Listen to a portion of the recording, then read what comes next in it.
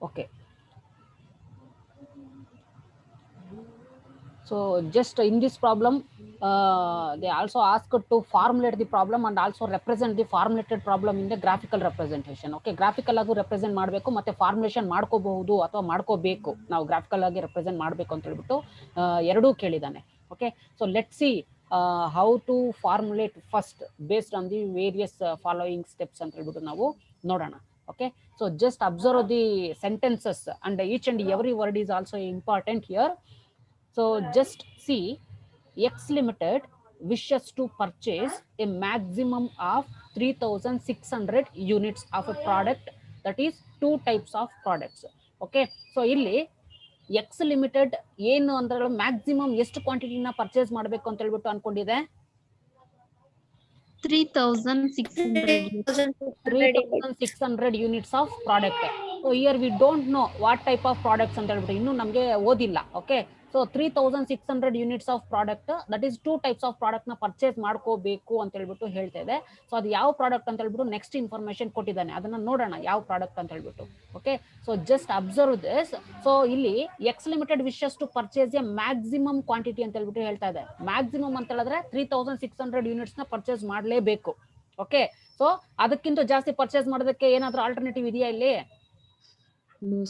ಇಲ್ಲ. ಸೊ ಹಾಗಾಗಿ ನಾವು ಯಾವ ಸಿಂಬಲ್ ನ ಯೂಸ್ ಮಾಡ್ಬೇಕು ಇಲ್ಲಿ? ಇನ್ ಕೇಸ್ ಏನಾದ್ರೂ ವೇರಿಯೇಬಲ್ಸ್ ಗೆ ಇನ್ಫಾರ್ಮೇಶನ್ ಕೊಟ್ಟಿದ್ರೆ less than or equal to 3,600 ಅಂತ ಹೇಳ್ಬಿಟ್ಟು ಯೂಸ್ ಮಾಡಬೇಕು. Okay, so let see the further information given in this problem. So ಯಾವ ತರ ಅಂತ ಹೇಳ್ಬಿಟ್ಟು, so two types of product A dot and are available. So ಇಲ್ಲಿ ನಮಗೆ ಜನರಲ್ ಆಗಿ ಪ್ರಾಬ್ಲಮ್ಸ್ ಅಲ್ಲಿ ಪ್ರಾಡಕ್ಟ್ಸ್ ಅಂತ ಕೊಟ್ಟಿದ್ರೆ ಡೆಫಿನೆಟ್ ಆಗಿ ಎ ಅಂತ ಕೊಟ್ಟಿದ್ರೆ ಏನ್ ಕೊಡ್ತಾ ಇದ್ರು? ಫರ್ದರ್ ಇನ್ಫಾರ್ಮೇಶನ್ ಬಿ ಅಂತ ಕೊಡ್ತಾ ಇದ್ರು. ಸೊ ಇಲ್ಲಿ ಬಿ ಅಂತ ಹೇಳ್ಬಿಟ್ಟು ಇಲ್ಲ. ಸೊ ಸೆಂಟೆನ್ಸ್ ಕರೆಕ್ಟ್ ಆಗಿ ಅರ್ಥ ಮಾಡ್ಕೊಳ್ಳಿ. X limited wishes to purchase a maximum of rupees, that is maximum of 3,600 units of product, that is two types of product. ಯಾವ ಪ್ರಾಡಕ್ಟ್ ಅಂತ ಹೇಳಿದ್ರೆ ಇಲ್ಲಿ ಪ್ರಾಡಕ್ಟ್ ಎ ಅಂತ ಹೇಳ್ಬಿಟ್ಟು ಫುಲ್ ಸ್ಟಾಪ್ ಕೊಟ್ಟಿದ್ದಾರೆ, ಮತ್ತೆ ಅಂಡ್ ಅಂತ ಹೇಳ್ಬಿಟ್ಟು ಸಿಂಬಲ್ ಕೊಟ್ಟಿದ್ದಾರೆ. ಆರ್ ಅವೈಲಬಲ್, ದೆನ್ ಎ ಮತ್ತೆ ಈ ಅಂಡ್ ಸಿಂಬಲ್ ಏನಿದೆ ಅದು ಬಂದ್ಬಿಟ್ಟು products. Okay, so let's take down here products. So ಯಾವ್ದಾವ್ದು ಕೊಟ್ಟಿದ್ದಾರೆ? ಸೊ ಜಸ್ಟ್ ಕನ್ಫ್ಯೂಷನ್ ಮಾಡೋದಕ್ಕೆ ಈ ತರ ಕೊಟ್ಟಿದ್ದಾರೆ ಅಷ್ಟೇ. ಓಕೆ, ಜನರಲ್ ಆಗಿ ನಮ್ಗೆ ಎಕ್ಸಾಮ್ ಅಲ್ಲಿ ಈ ತರ ಪ್ರಾಬ್ಲಮ್ಸ್ ಕೊಡೋದು ರೇರ್. ಓಕೆ, ಸೊ ಯಾವ್ಯಾವ ಪ್ರಾಡಕ್ಟ್ಸ್ ಇದೆ ಈಗ? ಎ ಮತ್ತೆ ಅಂಡ್ ಅನ್ನೋ ಸಿಂಬಲ್ ಕೊಟ್ಟಿರೋ ಪ್ರಾಡಕ್ಟ್ಸ್ ಅಂತ ಹೇಳ್ಬಿಟ್ಟು ನಾವು ಅಸಂಪ್ಷನ್ ಮಾಡ್ಕೋಬೇಕು. ಓಕೆ, ಸೊ ನಾವು X1 ಮತ್ತೆ X2 ಅಂತ ಹೇಳ್ಬಿಟ್ಟು ಅಸಂಪ್ಷನ್ ಮಾಡ್ಕೊಂಡಾಗ ಈ ಕನ್ಫ್ಯೂಷನ್ಸ್ ಬಂದ್ಬಿಟ್ಟು ಕ್ಲಿಯರ್ ಆಗುತ್ತೆ. ಸೊ ಜಸ್ಟ್ ಅಲ್ಲಿ ಪ್ರಾಡಕ್ಟ್ ನೇಮ್ ಏನ್ ಕೊಟ್ಟಿದ್ರೆ ಅದನ್ನ ಮೆನ್ಷನ್ ಮಾಡಿ ಅಷ್ಟೇ. Okay, so once again X limited wishes to purchase a maximum of 3,600 units of product, two types. So ಇಲ್ಲಿ ಟೂ ಟೈಪ್ಸ್ ಆಫ್ ಪ್ರಾಡಕ್ಟ್ಸ್ ಯಾವುದು? ಅಂಡ್ ಅಂತ ಹೇಳ್ಬಿಟ್ಟು ಸಿಂಬಲ್ ಕೊಟ್ಟಿದ್ದಾರೆ. ಸೊ ಇಲ್ಲಿ ಎಕ್ಸ್ ಲಿಮಿಟೆಡ್ ಎಷ್ಟು ಕ್ವಾಂಟಿಟಿ ಆಫ್ ಯೂನಿಟ್ಸ್ ನ ಪರ್ಚೇಸ್ ಮಾಡೋದಕ್ಕೆ try ಮಾಡ್ತಾ ಇದ್ರೆ ಮ್ಯಾಕ್ಸಿಮಮ್ ಅಂತ ಹೇಳಿದ್ರೆ 3,600 ಯೂನಿಟ್ಸ್. ಅದು ಪರ್ಟಿಕ್ಯುಲರ್ ಆಗಿ X1 X2 ಅಥವಾ ಎ ಅಥವಾ ಅಂಡ್ ಪ್ರಾಡಕ್ಟ್ ಅಂತ ಹೇಳ್ಬಿಟ್ಟು ನಮಗೆ ಗೊತ್ತಿಲ್ಲ. ಸೊ ಇಲ್ಲಿ ನಾವು 3,600 ಯೂನಿಟ್ಸ್ ಅಂತ ಹೇಳ್ಬಿಟ್ಟು ಮೆನ್ಷನ್ ಮಾಡ್ಕೋಬಹುದಾ? 3,600 ಯೂನಿಟ್ಸ್. ಮ್ಯಾಕ್ಸಿಮಮ್ ಎಷ್ಟು ಪರ್ಚೇಸ್ ಮಾಡ್ಬೇಕಂತ ಕೊಟ್ಟಿದ್ದಾರೆ? 3,600 units. So therefore here clearly we are going to define maximum ಅಂತ ಹೇಳಿದ್ರೆ ಯಾವ ಸಿಂಬಲ್ ಯೂಸ್ ಮಾಡಬಹುದು? Less than or equal use ಮಾಡ್ಕೋಬಹುದು. ಯಾಕಂತ ಹೇಳಿದ್ರೆ ಮ್ಯಾಕ್ಸಿಮಮ್ ಅಷ್ಟು ಪರ್ಚೇಸ್ ಮಾಡ್ಕೋಬೇಕು. ಓಕೆ, ಸೊ ಮ್ಯಾಕ್ಸಿಮಮ್ ಕ್ವಾಂಟಿಟಿ 3,600, ಅದಕ್ಕಿಂತ ಜಾಸ್ತಿ ಪರ್ಚೇಸ್ ಮಾಡ್ಕೊಳ್ಳೋದಕ್ಕೆ ಅಲೋ ಇಲ್ಲ. Okay, so therefore we are going to use less than or equal to 3,600 units. So first sentence complete ಆಯ್ತು. So product A and are available in the market. Product A occupies a space of 3 cubic feet. Okay, so ಇಲ್ಲಿ occupied space ಬಗ್ಗೆ ಮಾತಾಡ್ತಾ ಇದ್ದಾರೆ. So let's take down the heading as occupied space. Okay, so ಇಲ್ಲಿ 3,600 units ಗೆ ಬೇಕಾದ್ರೆ ನೀವು heading ಕೊಡ್ಕೋಬಹುದು. ಏನ್ ಕೊಟ್ಕೋಬಹುದು ಅಂತ ಹೇಳಿದ್ರೆ ಪರ್ಚೇಸ್ ಕ್ವಾಂಟಿಟಿ ಅಂತ ಹೇಳ್ಬಿಟ್ಟು ಕೊಟ್ಕೊಳ್ಳೋಣವಾ? ಪರ್ಚೇಸ್ ಕ್ವಾಂಟಿಟಿ ಅಂತ ಹೇಳ್ಬಿಟ್ಟು ಬೇಕಾದ್ರೆ ಕೊಟ್ಕೊಳ್ಳಿ. ಇಲ್ಲ ಅಂತ ಹೇಳಿದ್ರೆ ಪರ್ಚೇಸ್ ಅಂತ ಹೇಳ್ಬಿಟ್ಟು ಅಥವಾ ಪರ್ಚೇಸ್ ಕನ್ಸ್ಟೆಂಟ್ ಅಂತ ಹೇಳ್ಬಿಟ್ಟು ಕೊಟ್ಕೋಬಹುದು. ಓಕೆ, ಸೊ ನೋ ಇಶ್ಯೂಸ್, ನಿಮ್ಗೆ ಯಾವ ತರ ಕನ್ವೀನಿಯಂಟ್ ಇರುತ್ತೋ ಆ ತರ ಕೊಟ್ಕೊಳ್ಳಿ. ಸೊ ನೆಕ್ಸ್ಟ್ ಇನ್ಫಾರ್ಮೇಶನ್ ಬಂದ್ಬಿಟ್ಟು ಆಕ್ಯುಪೈಸ್ ಆರ್ ಆಕ್ಯುಪೈಡ್ ಸ್ಪೇಸ್ ಅಂತ ಹೇಳ್ಬಿಟ್ಟು ಕೊಡೋಣ. ಓಕೆ, ಸೊ ಏನ್ ಆಕ್ಯುಪೈಡ್ ಸ್ಪೇಸ್, ಯಾವ ಇನ್ಫಾರ್ಮೇಶನ್ ಬಗ್ಗೆ ಹೇಳ್ತಿದ್ದಾರೆ ಅಂತ ಹೇಳ್ಬಿಟ್ಟು ನಾವು ನೋಡೋಣ. Okay, so just A and are available in the market. Product A occupies a space of 3 cubic feet. Okay, so just a minute.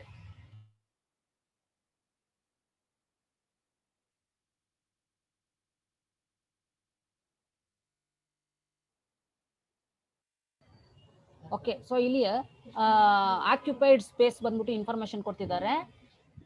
A and are available in the market product.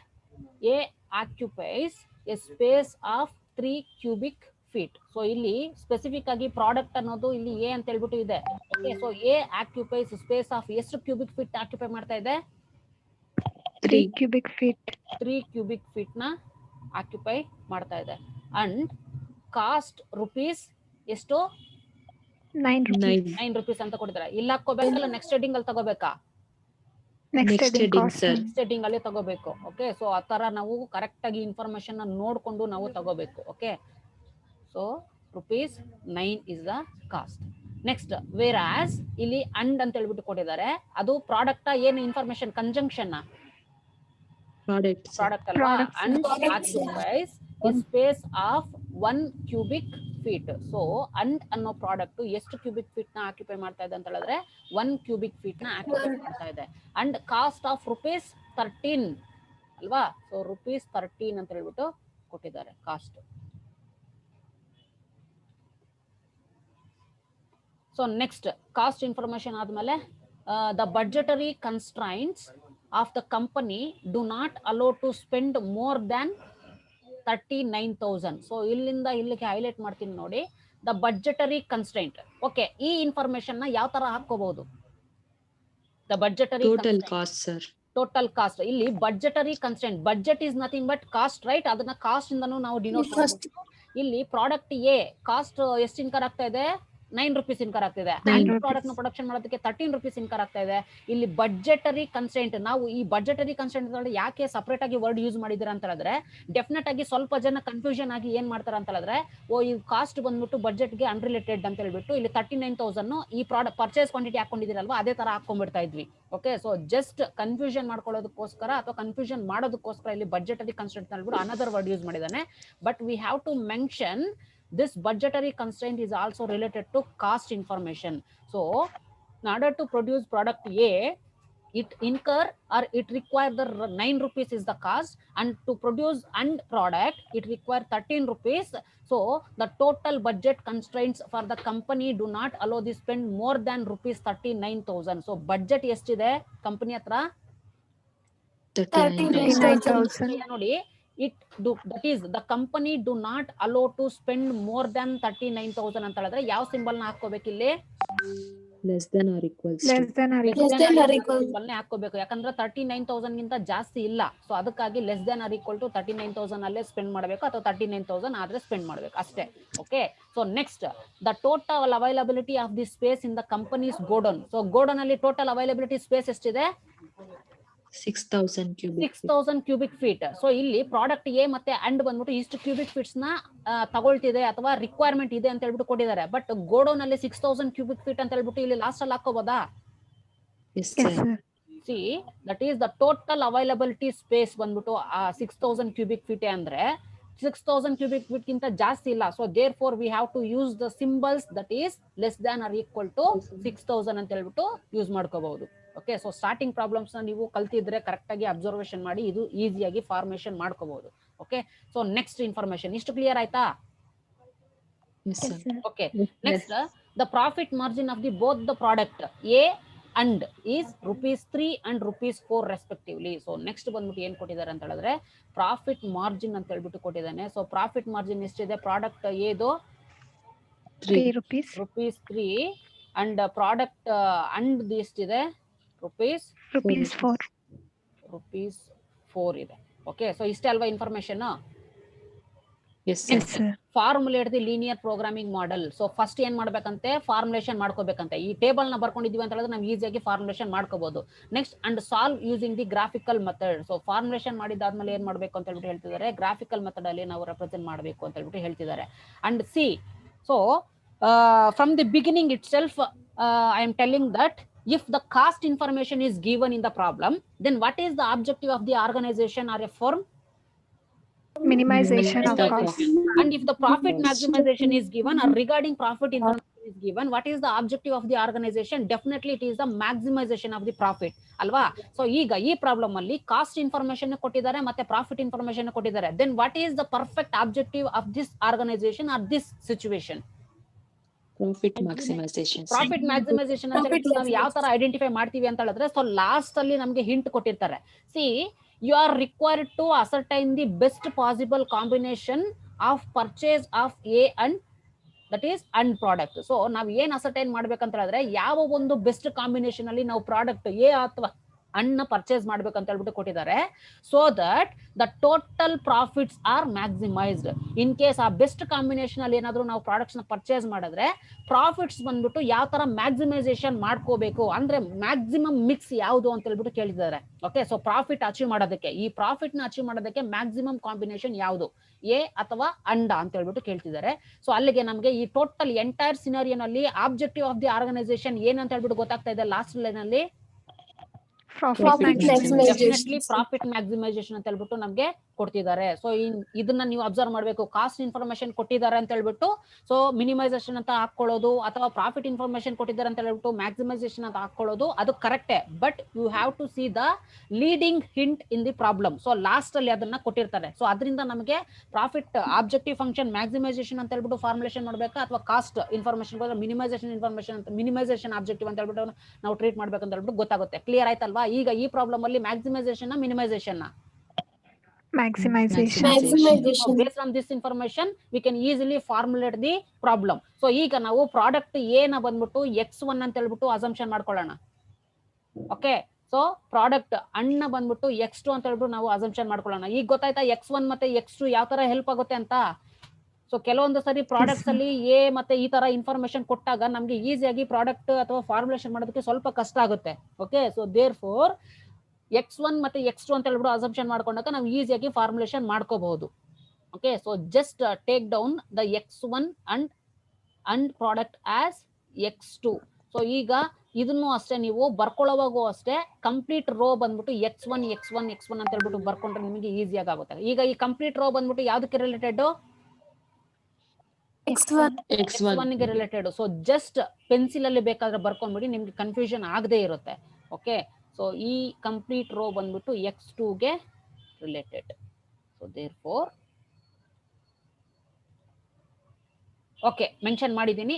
ಈಗ ಹೇಳಿ, ಯಾರಾದ್ರೂ ಒಬ್ಬೊಬ್ರೆ ಹೇಳಿ. So first objective function ಏನ್ ಬರಬಹುದು? Z maximum is equal to 3x1. ಇಲ್ಲಿದೆ profit maximisation, that is profit margin. 3x1 plus 4x2. So ಈಗ profit maximisation ಅನ್ನೋದು clear ಆಯ್ತು. Okay, so next subject to constants ಬರುತ್ತೆ. ಕಾವ್ಯ MV.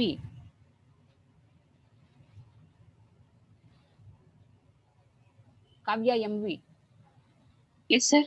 ಹೇಳಮ್ಮ, ಯಾವ್ದಾದ್ರು ಒಂದು ಕನ್ಸ್ಟೆಂಟ್ ಯಾವ ತರ ಫಾರ್ಮುಲೇಷನ್ ಮಾಡ್ತೀರಾ ಹೇಳಮ್ಮ? ಪರ್ಚೇಸ್ ಕ್ವಾಂಟಿಟಿ ಕನ್ಸ್ಟೆಂಟ್ ನ ಯಾವ ತರ ಫಾರ್ಮುಲೇಷನ್ ಮಾಡ್ತೀರಾ? ಓಕೆ, ಇದನ್ನೇ ಫಸ್ಟ್ ಕನ್ಸ್ಟೆಂಟ್ ಅಂತ ಹೇಳ್ಬಿಟ್ಟು ತಗೊಳ್ಳಿ, ನೋ ಇಶ್ಯೂ.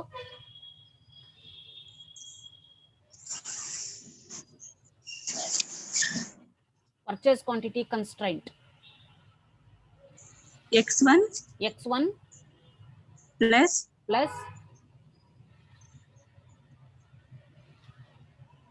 ಇದೆ ಸರ್. ಕಾಣಿಸ್ತಿದೆ ಅಲ್ವಾ? ಹಾ ಎಸ್ ಸರ್, ಕಾಣಿಸ್ತಿದೆ sir. Just see the purchase quantity and constraint. Just tell me. x1 plus x2 less than or equal to 3,600 sir. Okay, first constraint x1 plus x2 less than or equal to 3,600. Okay, next Sabiha. Yes sir. Tell me ma, second constraint occupied space. Regarding occupied space we have to formulate. Okay, 3x1 plus 1x2 1x2 less than or equals to 6,000. Okay, 3x1 plus 1x2 less than or equal to 6,000 is the second constraint regarding occupied space. Okay, so ಇದನ್ನ ಈ ತರನಾದ್ರೂ ಬರ್ಕೋಬಹುದು. 3x1 plus x2 less than or equal to 6,000. So x2 ಹತ್ರ 1 ಇಲ್ಲ ಅಂತ ಹೇಳಿದ್ರೆ 1 ಇರುತ್ತೆ ಅಂತ ಹೇಳ್ಬಿಟ್ಟು assumption ಮಾಡ್ಕೊಳ್ತೀವಿ ಜನರಲ್ ಆಗಿ. So therefore it can be formulated in this way also. Next, Sushma ಇದಾರಲ್ವಾ? Okay, Likhita P. Sir, ಹೇಳಮ್ಮ, third constant. x1 plus x2. Third constant ಯಾವ್ದಮ್ಮ? Cost information. ಇದನ್ನ ಫಾರ್ಮುಲೇಟ್ ಮಾಡಮ್ಮ. 9x1 9x1 plus 13x2 plus 13 less than or equal less than or equal to 39,000. Okay, so clear ಆಯ್ತಾ formulation? Just already ನಾನು formulation ಮಾಡಿದ್ದೀನಿ ನೋಡಿ. So just once cross verify. So objective function of this problem is to maximising the profit. So therefore the formulated as Z maximise ಅಂತ ಹೇಳ್ಬಿಟ್ಟು use ಮಾಡಿದ್ದೀನಿ. Is equal to this is the profit information, that is 3x1 plus 4x2. Correct ಆಗಿದೆಯಲ್ವಾ? Yes, sir. Okay, next subjected to this constraint. So first ಬಂದ್ಬಿಟ್ಟು purchase constraint ಅಂತ ಹೇಳ್ಬಿಟ್ಟು ನಾನು ತಗೊಂಡಿದ್ದೀನಿ, ಅಥವಾ ಪರ್ಚೇಸ್ ಯೂನಿಟ್ ಕನ್ಸ್ಟ್ರೈಂಟ್ ಅಂತ ಹೇಳ್ಬಿಟ್ಟು ತಗೊಂಡಿದ್ದೀನಿ. That is x1 plus x2 less than or equal to 3,600. And second constraint related to budget constraint 9x1 plus 13x2 less than or equal to 39,000. and space occupied constraint, that is 3x1 plus 1x2 or 3x1 plus x2 less than or equal to 6,000. Then the lastly the non-negative constraint formulated as x1 comma x2 greater than or equal to 0. Clear ಆಯ್ತಲ್ವಾ? Correct ಆಗಿ formulation ಮಾಡ್ಕೊಂಡಿದ್ದೀರಲ್ವಾ? Yes, sir. Okay, Yes, sir. ಈ purchase constant ಬಗ್ಗೆ ಸ್ವಲ್ಪ concentrate ಮಾಡ್ಕೋಬೇಕು. ಯಾಕಂತ ಹೇಳಿದ್ರೆ specific ಆಗಿ ಇನ್ಫಾರ್ಮೇಶನ್ ಇಲ್ಲದೆ ಇರೋ ಕಾರಣ ಎಲ್ಲರೂ 2 ಕನ್ಸ್ಟೆಂಟ್ ಅಂತ ಹೇಳ್ಬಿಟ್ಟು ಯೂಸ್ ಮಾಡ್ಕೊಂಡು ಮಾಡಿರ್ತೀರಾ. ಓಕೆ, ಸೊ ಈ 3,600 ರಿಗಾರ್ಡಿಂಗ್ ಪರ್ಚೇಸ್ ಯೂನಿಟ್ ಕನ್ಸ್ಟೆಂಟ್ ನ ನೀವು ಫಾರ್ಮುಲೇಷನ್ ಮಾಡ್ಕೋಬೇಕು. ಓಕೆ, ಸೊ x1 ವ್ಯಾಲ್ಯೂಸ್ ಮತ್ತೆ x2 values for this constant ಅಂದ್ರೆ 3 ಕನ್ಸ್ಟೆಂಟ್ಸ್ ಇದೆ, 3 ಲೈನ್ಸ್ ಬರಬೇಕು. ಈ 3 ಲೈನ್ಸ್ಗೂ x1 ವ್ಯಾಲ್ಯೂಸ್ ಮತ್ತೆ x2 ವ್ಯಾಲ್ಯೂಸ್ ಕ್ಯಾಲ್ಕುಲೇಷನ್ ಮಾಡಿದೀರಾ ಇಲ್ಲ ಮಾಡ್ತೀರಾ ಈಗ?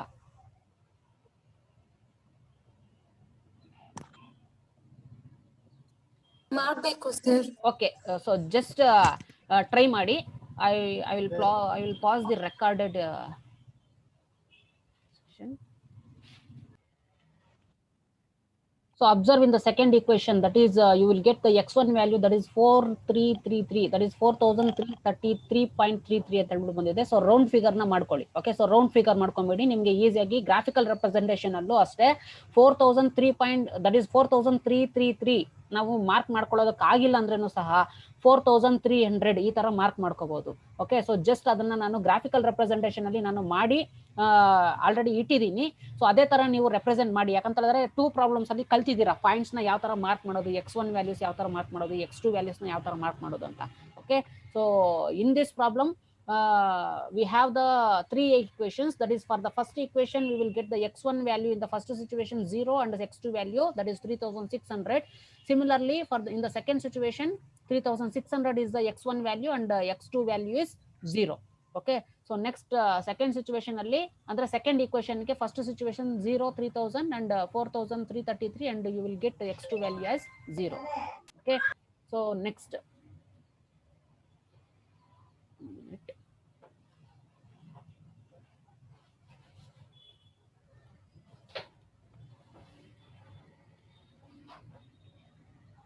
so in second situation that is 4,333 and 0. Next third equation ge namge ಎಷ್ಟು ಬಂದಿದೆ, x1 value is 0 and x2 value is 6,000. Okay, so similarly in the second situation 2,000 and 0. Okay, third equation ge 3 equations alva irodu. Okay, so there are 3 equations. So 3 equations gu namge x1 values ಮತ್ತೆ x2 values ಬಂದಿದೆ. So just observe the graphical representation of this problem.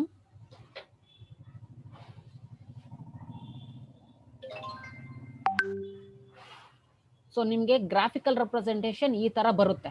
Okay, so already ನೀವು x1 values ಮತ್ತೆ x2 values base ಮೇಲೆ ನೀವು mark ಮಾಡ್ಕೊಳ್ಳಿ equations base ಮೇಲೆ, ಮತ್ತೆ ಪ್ರತಿಯೊಂದು ಕನ್ಸ್ಟ್ರೈಂಟ್ಗೂ ನೀವು ಈಕ್ವೇಶನ್ ನಂಬರ್ಸ್ ನ ಬರಿಬೇಕು. Okay, so that is a major concept in this graphical representation. So ಅದನ್ನ ಬರ್ದಿದ್ದೆ ಆದ್ರೆ ನಿಮ್ಗೆ ಕನ್ಫ್ಯೂಷನ್ಸ್ ಆಗೋದಿಲ್ಲ. ಓಕೆ, ಸೊ ಈಗ 3 ಈಕ್ವೇಶನ್ಸ್ ಮತ್ತೆ 3 ಕನ್ಸ್ಟ್ರೈಂಟ್ಸ್ ಇದೆ ಅಂತ ಹೇಳ್ಬಿಟ್ಟು ನಾವು ಅಸಂಪ್ಷನ್ ಮಾಡ್ಕೊಂಡಿದೀವಿ, ಅಥವಾ 3 ಕನ್ಸ್ಟ್ರೈಂಟ್ ಪ್ರಾಬ್ಲಮ್ ಅಲ್ಲೇ ಕೊಟ್ಟಿದ್ದಾರೆ. ಓಕೆ, ಸೊ ಈಗ ಈ 3 ಕನ್ಸ್ಟ್ರೈಂಟ್ಸ್ ಬೇಸ್ ಮೇಲೆ ನಾವು ರೀಜನ್ ನ ಸೆಲೆಕ್ಟ್ ಮಾಡ್ಕೋಬೇಕು ಅಂತ ಆದ್ರೆ, ಸೊ ಡೆಫಿನೆಟ್ಲಿ ಎಲ್ಲಾ ಕನ್ಸ್ಟ್ರೈಂಟ್ಸ್ ನಮಗೆ ರೀಜನ್ ಒಳಗಡೆ ಅಂದ್ರೆ ಲೆಸ್ ದ್ಯಾನ್ ಇರೋದ್ರಿಂದ ಒಳಗಡೆನೆ ಸೆಲೆಕ್ಟ್ ಮಾಡಿ ಅಂತ ಹೇಳ್ಬಿಟ್ಟು ಹೇಳ್ತಿದೆ. ಫಾರ್ ಎಕ್ಸಾಂಪಲ್, ಓಕೆ, ಸೊ ಈಗ ಫಸ್ಟ್ ಕನ್ಸ್ಟ್ರೈಂಟ್ ಯಾವುದು ಅಂತ ಹೇಳಿದ್ರೆ that is 1 minute.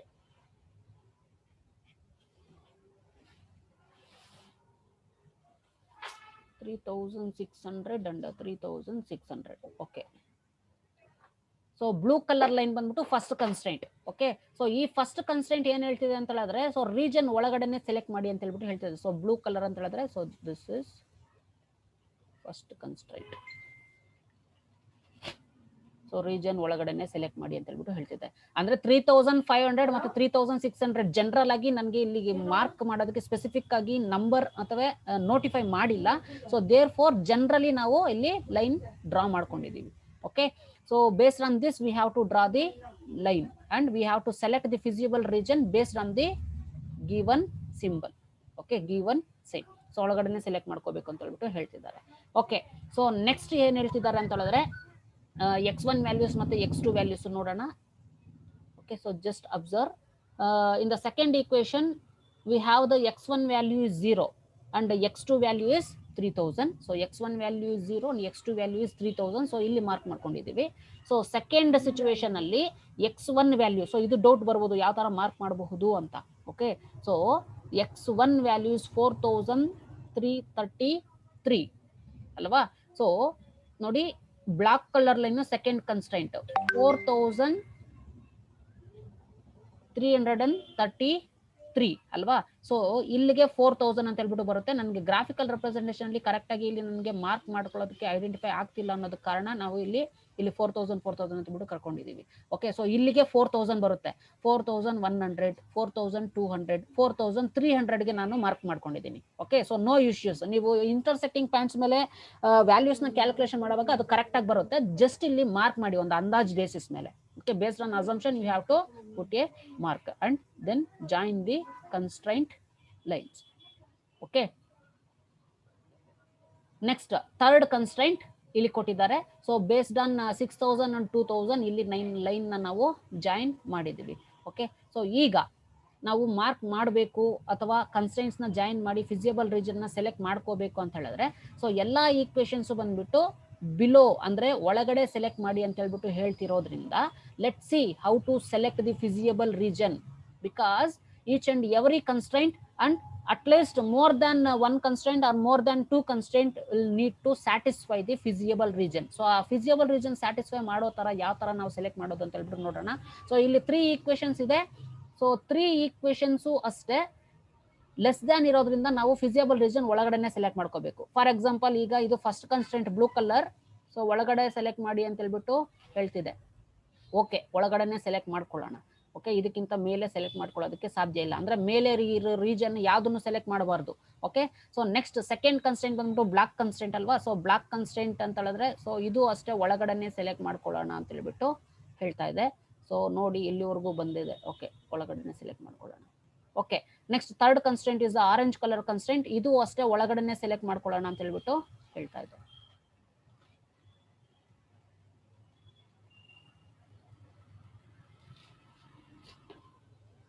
Okay, so ಈಗ ಕನ್ಸ್ಟ್ರೈಂಟ್ಸ್ ಬಂದ್ಬಿಟ್ಟು ನಾವು ಸೆಲೆಕ್ಷನ್ ಮಾಡಿದೀವಿ.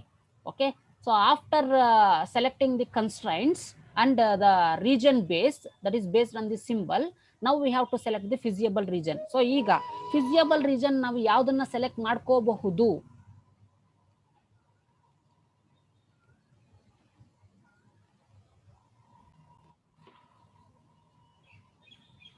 ಫಿಸಿಯಬಲ್ ರೀಜನ್ ಯಾವ್ದನ್ನ ಸೆಲೆಕ್ಟ್ ಮಾಡ್ಕೋಬಹುದು? ಬ್ಲಾಕ್ ಮತ್ತೆ ಆರೆಂಜ್ ಲೈನ್ ಒಳಗಡೆ ಸರ್. ಬ್ಲಾಕ್ ಮತ್ತೆ ಇದನ್ನ ಈ ಫಿಸಿಯಬಲ್ ರೀಜನ್ ಸೆಲೆಕ್ಟ್ ಮಾಡ್ಕೋಬಹುದಾ Lavanya?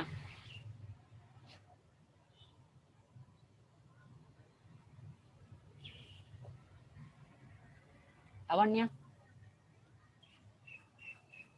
Okay, anyone tell me, feasible region select ಮಾಡ್ಕೋಬಹುದಾ?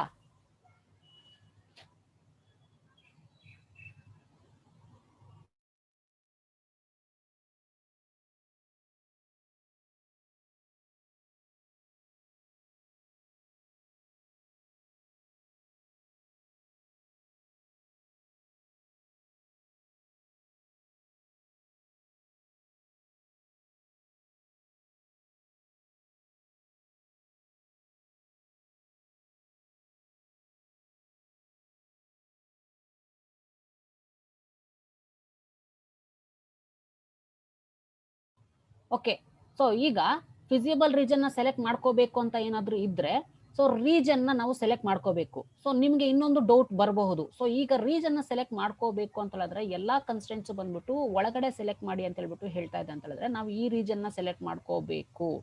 ಯಾಕೆ ಈ ರೀಜನ್ ನ ಸೆಲೆಕ್ಟ್ ಮಾಡ್ಕೋಬೇಕು? ಈ ರೀಜನ್ ಸೆಲೆಕ್ಟ್ ಮಾಡ್ಕೋಬಹುದಲ್ವಾ ಅಂತ ಹೇಳ್ಬಿಟ್ಟು ನಿಮ್ಗೆ ಏನಾದ್ರು ಡೌಟ್ ಇದ್ರೆ ಸಿ, ನಾವು ಈ ರೀಜನ್ ನ ಏನಾದ್ರು ಸೆಲೆಕ್ಟ್ ಮಾಡ್ಕೊಂಡ್ರೆ first constant blue colour line ಬಂದ್ಬಿಟ್ಟು ಒಳಗಡೆನೆ ಸೆಲೆಕ್ಟ್ ಮಾಡಿ ಅಂತ ಹೇಳ್ಬಿಟ್ಟು ಹೇಳ್ತಾ ಇದೆ. ಸೊ ಈ ರೀಜನ್ ಬಂದ್ಬಿಟ್ಟು ಈ ಬ್ಲೂ ಕಲರ್ ಲೈನ್ ಒಳಗಡೆ ಇದೆಯಾ ಇಲ್ವಾ? ಇದೆ sir. Okay, so second constant is black colour constant. So ಈಗ ಬ್ಲಾಕ್ ಕಲರ್ ಕನ್ಸ್ಟೆಂಟ್ ಅಷ್ಟೇ ಒಳಗಡೆನೆ ಸೆಲೆಕ್ಟ್ ಮಾಡಿ ಅಂತ ಹೇಳ್ಬಿಟ್ಟು ಹೇಳ್ತಾ ಇದೆ ಅಲ್ವಾ? ಸೊ ಈಗ ನಾವು ಒಳಗಡೆನೆ ಸೆಲೆಕ್ಟ್ ಮಾಡ್ಕೊಳ್ತಾ ಇದೀವಿ, ಇದನ್ನು ಅಷ್ಟೇ ಒಳಗಡೆ ಸೆಲೆಕ್ಟ್ ಮಾಡ್ಕೊಳ್ತೀವಿ. ಈಗ ಎರಡೂ ರೀಜನ್ ಬಂದ್ಬಿಟ್ಟು ಕನ್ಸ್ಟೆಂಟ್ ನ ಸ್ಯಾಟಿಸ್ಫೈ ಮಾಡ್ತಾ ಇದೆಯಾ ಎರಡು ಕನ್ಸ್ಟೆಂಟ್ ನ? Yes sir. ಓಕೆ, ಸೊ ಈಗ ಈ ಎರಡು ಕನ್ಸ್ಟೆಂಟ್ ಬೇಸ್ ಮೇಲೆ ಇದೊಂದು ರೀಜನ್ ಮತ್ತೆ ಇದೊಂದು ರೀಜನ್ ನಮಗೆ ಸಿಕ್ಕಿದೆ. ಓಕೆ, ಸೊ ಈಗ ಎರಡು ಕನ್ಸ್ಟೆಂಟ್ ಸ್ಯಾಟಿಸ್ಫೈ ಮಾಡಿದೆ. ಈಗ ಮೇಜರ್ ಕಾನ್ಸೆಪ್ಟ್ ಏನು ಅಂತ ಹೇಳಿದ್ರೆ ಈ ರೀಜನ್ ನ ಸೆಲೆಕ್ಟ್ ಮಾಡ್ಕೋಬೇಕಾ ಅಥವಾ ಈ ರೀಜನ್ ನ ಸೆಲೆಕ್ಟ್ ಮಾಡ್ಕೋಬೇಕಾ ಅನ್ನೋದು. ಸೊ ಥರ್ಡ್ ಕನ್ಸ್ಟೆಂಟ್ ಏನ್ ಹೇಳ್ತಿದೆ? ರೀಜನ್ ಮಾತ್ರ ಸ್ಯಾಟಿಸ್ಫೈ ಈ ರೀಜನ್ ಒಳಗಡೆ ಸೆಲೆಕ್ಟ್ ಮಾಡ್ಕೋಬೇಕು ಅಂತ ಹೇಳ್ಬಿಟ್ಟು ಹೇಳ್ತಾ ಇದೆ. ಇದು ಅಷ್ಟೇ ಒಳಗಡೆನೆ ಸೆಲೆಕ್ಟ್ ಮಾಡ್ಕೋಬೇಕು ಅಂತ ಹೇಳ್ಬಿಟ್ಟು ಹೇಳ್ತಾ ಇದೆ. ಸೊ ಅದಕ್ಕೆ ನಾವು ಈ ಫಿಸಿಯಬಲ್ ರೀಜನ್ ನ ಸೆಲೆಕ್ಟ್ ಮಾಡ್ಕೊಳ್ತಾ ಇದೀವಿ. ಇನ್ ಕೇಸ್ ಏನಾದ್ರೂ ಈ ರೀಜನ್ ನ ನಾವು ಏನಾದ್ರೂ ಸೆಲೆಕ್ಟ್ ಮಾಡ್ಕೊಂಡ್ರೆ ಸಿ ಒನ್ ಕನ್ಸ್ಟೆಂಟ್ ಇಸ್ ವಯೋಲೇಟೆಡ್. ಯಾಕಂತ ಹೇಳಿದ್ರೆ ಬ್ಲೂ ಕಲರ್ ಲೈನ್ ಒಳಗಡೆ ಸೆಲೆಕ್ಟ್ ಮಾಡ್ತಾ ಇದೀವಿ ಅಥವಾ ಇದನ್ನ ಸೆಲೆಕ್ಟ್ ಮಾಡ್ಕೊಂಡಿದೀವಿ ಅಂತ ಅನ್ಕೊಳ್ಳಿ. ನೆಕ್ಸ್ಟ್ ಬ್ಲಾಕ್ ಕಲರ್ ಲೈನ್ ಒಳಗಡೆನೆ ಸೆಲೆಕ್ಟ್ ಮಾಡಿ ಅಂತ ಹೇಳ್ಬಿಟ್ಟು ಹೇಳ್ತಾ ಇದೆ, ಇದು ಒಳಗಡೆನೆ ಇದೆ. ಬಟ್ ಈ ಕನ್ಸ್ಟೆಂಟ್ ನ ನಾವು ಫೋಕಸ್ ಮಾಡಿದಾಗ ಈ ರೀಜನ್ ನಾವು ಏನಾದ್ರು ಸೆಲೆಕ್ಟ್ ಮಾಡ್ಕೊಂಡ್ರೆ ಈ ರೀಜನ್ ಬಂದ್ಬಿಟ್ಟು ಈ ಆರೆಂಜ್ ಕಲರ್ ಲೈನ್ ಒಳಗಡೆ ಇದೆಯಾ ಔಟ್ ಸೈಡ್ ಇದೆಯಾ? ಔಟ್ ಸೈಡ್ ಇದೆ ಸರ್. ಔಟ್ ಸೈಡ್ ಇದೆ. So therefore we have to select the particular region. So ಈ ರೀಜನ್ ನಾವು ಸೆಲೆಕ್ಟ್ ಮಾಡ್ಕೊಂಡ್ರೆ ಎಲ್ಲಾ ಕನ್ಸ್ಟೆಂಟ್ ಸ್ಯಾಟಿಸ್ಫೈ ಮಾಡದಂಗೆ ಆಗುತ್ತೆ. So therefore we have to select this particular